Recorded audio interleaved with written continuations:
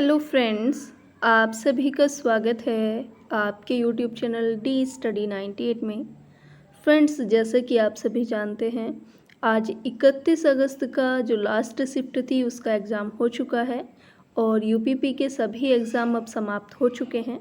तो आज की इस वीडियो में हम 31 अगस्त की सेकंड शिफ्ट के पेपर की आंसर की को डिस्कस करेंगे। तो फ्रेंड्स, वीडियो स्टार्ट करते हैं। सबसे पहले देख लेते हैं जीके के क्वेश्चंस को। तो फर्स्ट क्वेश्चन है, भारतीय संविधान के किस अनुच्छेद के तहत राष्ट्रपति राष्ट्रीय आपातकाल की घोषणा कर सकते हैं? तो राइट आंसर हो जाएगा आर्टिकल 352।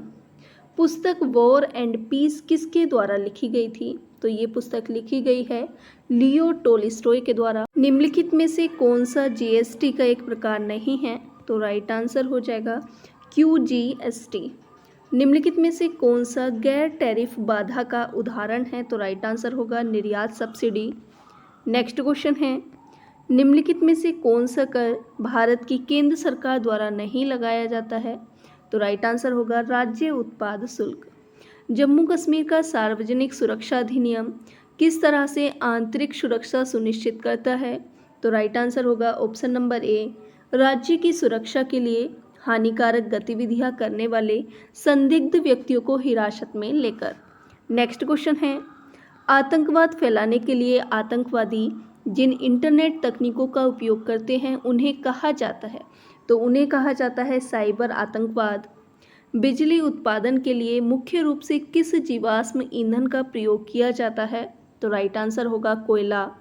नेक्स्ट क्वेश्चन है, यह एक टूल किट है जो वित्तीय सेवाओं को लक्षित करता है और हैकर्स को अपना स्वयं का ट्रोजन मैलवेयर बनाने में सक्षम बनाता है। तो राइट आंसर होगा जीयूस। नेक्स्ट क्वेश्चन है, नीति आयोग का मुख्य कार्य क्या है? तो नीति आयोग का मुख्य कार्य होगा राष्ट्रीय विकास रणनीतियां तैयार करना। नेक्स्ट क्वेश्चन है, दक्षिण पूर्वी एशियाई राष्ट्रों का संगठन का मुख्य उद्देश्य क्या है? तो इसका मुख्य उद्देश्य होता है अंतर्राष्ट्रीय व्यापार को विनियमित करना। नेक्स्ट क्वेश्चन है, कौन सा भारतीय राज्य शास्त्रीय नृत्य मोहिनी अट्टम के लिए प्रसिद्ध है? तो राइट आंसर हो जाएगा केरल। निम्नलिखित में से कौन सा मेलानोनिया का कारण है? तो त्वचा कैंसर का कारण होता है ओजोन का अपक्षय। नेक्स्ट क्वेश्चन है, 1987 में हस्ताक्षरित भारत श्रीलंका समझौते का मुख्य उद्देश्य क्या था? तो राइट आंसर होगा ऑप्शन नंबर डी, श्रीलंका में नागरिक संघर्ष को हल करना और तमिल अल्पसंख्यक अधिकारों को सुनिश्चित करना। नेक्स्ट क्वेश्चन है, जब विमुद्रीकरण होता है तो मुद्रा अपना खो देती है और किसी भी प्रकार के लेन देन के लिए कानूनी धन के रूप में उपयोग की जाने वाली स्थिति में नहीं रह जाती है। तो क्या खो देती है? अंकित मूल्य। राष्ट्रीय खाद्य सुरक्षा मिशन कब शुरू किया गया था? तो ये शुरू किया गया था 11वीं पंचवर्षीय योजना के अंत में। नेक्स्ट क्वेश्चन है, किस भारतीय ने 2023 रैमन मैग्सेसे पुरस्कार जीता था? तो ये जीता गया था रवि कन्नन के द्वारा। व्यास का प्राचीन नाम क्या है? तो व्यास का प्राचीन नाम है विपाशा। निम्नलिखित में से कौन सा थोक मुद्रा स्फीति के उपसमूह हैं? तो इसमें राइट आंसर हो जाएगा option number B. Next question है, स्टार्टअप इंडिया पहल क्या है? तो ये नवाचार और उद्यमिता को प्रोत्साहित करता है। इनमें से कौन सा मानव शरीर का सबसे कठोर पदार्थ माना जाता है?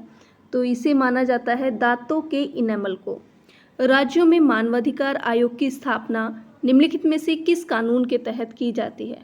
तो ये की जाती है मानवाधिकार संरक्षण अधिनियम के तहत। नेक्स्ट क्वेश्चन है, बास्केटबॉल के आविष्कारक का श्रेय निम्नलिखित में से किसको दिया जाता है? तो ये दिया जाता है डॉक्टर जेम्स नाइस्मिथ को। किसी प्रकार के टेक्स्ट संदेश या SMS के माध्यम से फिशिंग कहलाता है, तो इसको कहा जाता है स्मिशिंग। उत्तर प्रदेश के राज्य पुष्प का नाम क्या है? तो उत्तर प्रदेश के राज्य पुष्प का नाम है पलाश। मालाबार नौसेना अभ्यास का क्या महत्व है? तो ये जो अभ्यास है वो भारत, अमेरिका, जापान और ऑस्ट्रेलिया के बीच नौसैनिक सहयोग को बढ़ाता है। निम्नलिखित महासागरीय धाराओं में कौन सी अन्य धाराओं से भिन्न है? तो इसमें राइट आंसर हो जाएगा लैब्राडोर। निम्नलिखित में से कौन सा सिंथेटिक फाइबर का उदाहरण नहीं है? तो राइट आंसर होगा कपास। किस देश को उगते सूरज की भूमि के नाम से जाना जाता है? तो उगते सूरज की भूमि कहा जाता है जापान को। भौतिकी में नोबेल पुरस्कार जीतने वाले पहले भारतीय कौन थे? तो इसमें पहले भारतीय थे सीवी रमन। नेक्स्ट क्वेश्चन है, यूरोपियन यूनियन का मुख्यालय किस शहर में स्थित है? तो ये हो जाएगा ब्रुसेल्स में। भारत में किस नेता के जन्मदिन को बाल दिवस के रूप में मनाया जाता है? तो राइट आंसर होगा जवाहरलाल नेहरू। फसलों के चक्रीकरण का अर्थ है? तो फसलों के चक्रीकरण का अर्थ होता है मिट्टी की उर्वरता बनाए रखने के लिए एक ही भूमि पर क्रमिक रूप से विभिन्न फसलें उगाना।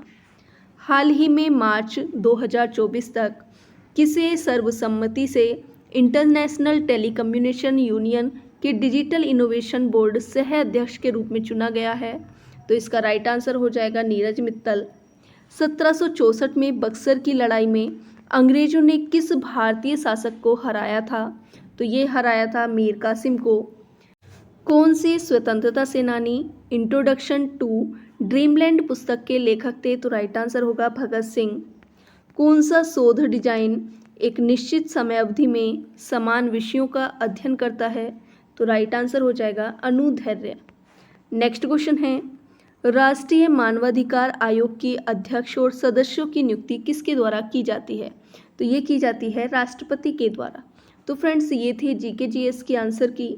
आई होप फ्रेंड्स आपको ये वीडियो पसंद आई होगी। अगर वीडियो पसंद आई हो तो ज़्यादा से ज़्यादा लाइक करें, शेयर करें, कमेंट करें और चैनल को सब्सक्राइब करना ना भूलें।